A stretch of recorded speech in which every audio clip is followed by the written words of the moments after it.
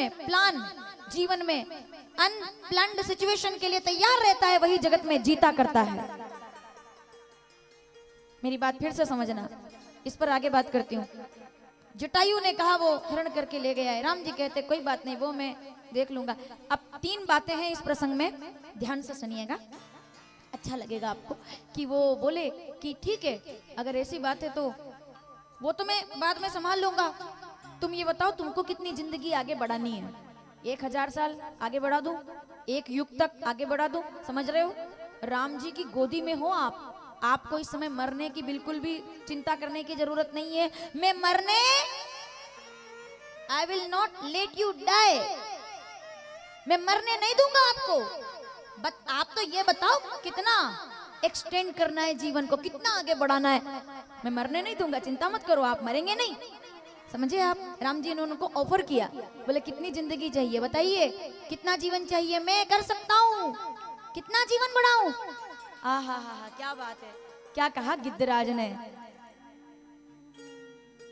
जाकर नाम मरत मुख आवा, अदमई मुकुत होई श्रुति गावा।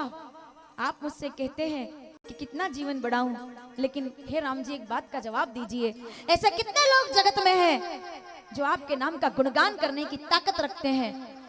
तो लक्ष्मण जी ने पलट के जवाब दिया, लाखों लोग हैं जो राम राम राम राम राम राम दिन रात रटते हैं।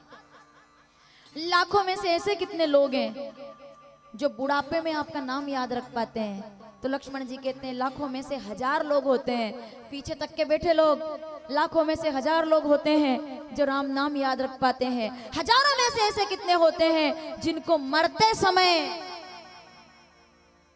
नाम याद आता है? तो लक्ष्मण जी बोले 1000 में से 100। जन्म जन्म मुनि जतन कराई अंतराम आवत नहीं। 1000 में से कोई 100। अगले सवाल का जवाब दीजिए, 100 में से ऐसे कितने हैं जिनको मरते समय राम जी का केवल चित्र का दर्शन हो जाता है, झांकी दिख जाती है? तो लक्ष्मण जी कहते हैं 100 में से 2, करोड़ों से चले 2 तक पहुंचे। बोले किसी को नाम याद आता है, किसी को बुढ़ापे में याद आता है, किसी को मरते समय याद आता है। 100 में से ऐसे कितने जिनको मरते समय चित्र दिख जाता है? तो बोले 100 में से 2। अब बताओ लखनलाल, उन 2 में से ऐसा कौन होता है कि जिसको मरते समय केवल राम जी सामने ना आए, जिसको मरते समय केवल नाम याद ना आए, जिसको मरते समय राम जी की गोदी में प्राण त्याग करने का अवसर मिले? तो लक्ष्मण जी कहते हैं ऐसा तो अभी तक कोई नहीं है। तो जटायु ने कहा अगर ऐसी बात है तो फिर मैं गिद्धराज जटायु 1000 वर्ष का जीवन धिक्कारता हूँ और राम जी की गोदी में मरने का सौभाग्य स्वीकारता हूँ। मैं इच्छा मृत्यु चाहता हूँ, मुझे इच्छा मृत्यु दीजिए। समझ रहे हैं आप? इच्छा मृत्यु केवल वो नहीं है जो बाणों की शैया पर प्राप्त हो। इच्छा मृत्यु केवल वो नहीं है जो सूरज के उत्तरायण होने का इंतजार करे। और ये आप सवाल उठा सकते हैं, आपका अधिकार है कि कैसे आप 2 लोगों को उनकी आप कल्पना कर रहे हैं, या जिसको कहते हैं कंपेयर करना, तुलना 2 लोगों की तुलना कैसे? मैं 2 लोगों की तुलना नहीं कर रही, मैं 2 बूढ़ों की तुलना कर रही हूँ। एक बूढ़ा वो होता है, एक बुजुर्ग वो है जो 24 घंटे विष्णु सहस्त्र नाम का पाठ करते हैं, रट रखा है, और उनका जीवन बाणों की शैया पर खत्म होता है। और एक बूढ़ा वो है जिसने कभी नारायण का ठीक से नाम भी नहीं लिया होगा, लेकिन वो राम जी की गोदी में प्राणों का त्याग करते हैं। ये कथा क्या कहती है? इंसान को उसका जन्म नहीं, उसका कर्म महान बनाता है।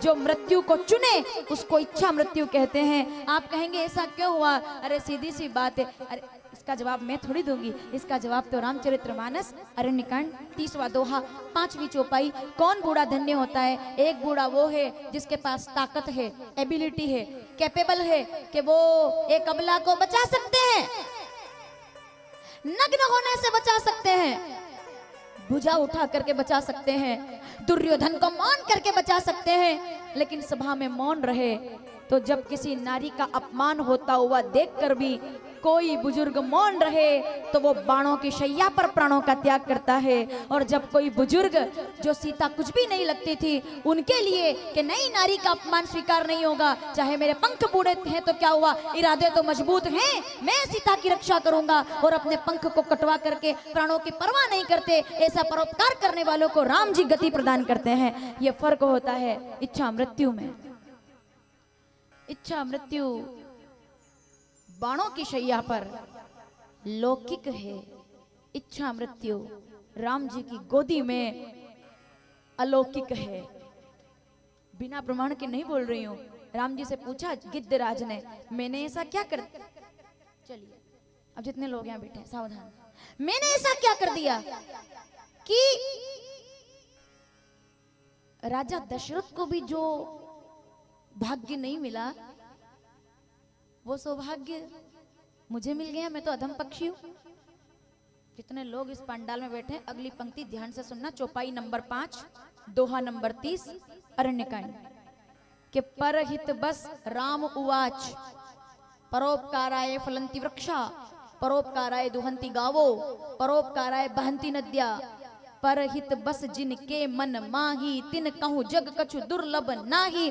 जो परोपकार करता है वो सदा पूजा जाता है। तुमने परोपकार के लिए कार्य किया है इसलिए तुम्हें गति मिल रही है, वरना तो कभी प्यासे को पानी,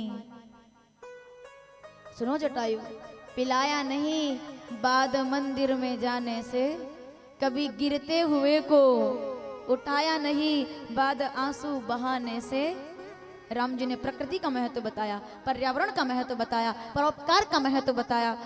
ये तो बात निकल गई तो मैंने आपसे कहा है कि राम जी को क्या क्या मिला। पिता मिले तो जटायु की तरह, प्राणों का त्याग कर दिया गोदी में, लेकिन आखिरी समय में क्या बोले वो, अरे भैया राम कथा सागर है सागर, मैं जितना बोलूंगी उतना ही हम उलझते जाएंगे, डूबते जाएंगे, पर दुनिया के सागर में डूबेंगे तो मर जाएंगे, राम कथा के सागर में डूबेंगे तो तर जाएंगे। सावधान, राम जी दयालु हैं तो इतने, सुनिए सावधान, दयालु हैं तो इतने, गिद्धराज को बिना कारण के तार दिया, लेकिन जब गिद्धराज जाने लगे शरीर धारण करके स्वर्ग में तो क्या बोले, तात मेरा एक निवेदन सुनिएगा, आप जहां जा रहे हैं वहां अगली कुर्सी पर आपको मेरे आदरणीय पिताजी मिलेंगे, तो मेरे सम्माननीय पिताजी को यह कहानी मत बताना कि सीता का हरण हो गया है और हम संकट में हैं। जटायु जी कहते क्यों, अब श्री राम कहते हैं तारने वाली माला वाले राम और वध कर देने वाले भाला वाले राम, अभी तक माला वाले राम बोल रहे थे ऐसे हाथ जोड़ के कि तार दूंगा, ये है कोमल राम बोल रहे थे, अब बोल रहे हैं रघुवंशी प्रतापी राम। दो रूप देखिए राम जी के, जरा इधर देखो मेरी तरफ, अब मेरी तरफ मत देखो, अब आप देखो उधर, वो राम जी है ना वो जटायु के सामने है।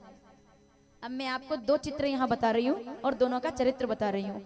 वो जो राम जी है ना जो अयोध्या में सुंदर रूप में है वो जटायु के सामने है कोमल राम। वो क्या कह रहे हैं, उनके हाथ में आप देख रहे हो ये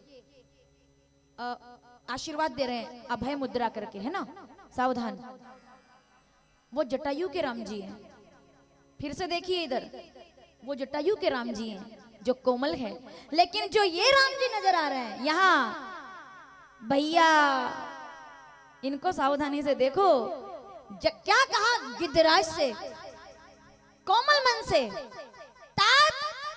मैं तार रहा हूं आपको, लेकिन जब मेरे पिता मिले, इतनी देर तक कौन बोल रहे हैं, कोमल राम, दयालु राम, कृपालु राम, करुणा निधान राम, लेकिन जब ये कहा कि रावण, आप ये पिताजी से मत कहना कि रावण ने हरण कर लिया है, जटायु जी कहते हैं क्यों नहीं कहूंगा, तो ये वाले राम जी क्या कहते हैं, बोले क्यों, वो बात तो रावण मरने के बाद परिवार सहित मेरे पिताजी को जाकर प्रणाम करके बताएगा, जब मेरे पिताजी पूछेंगे कि आप यहाँ कैसे,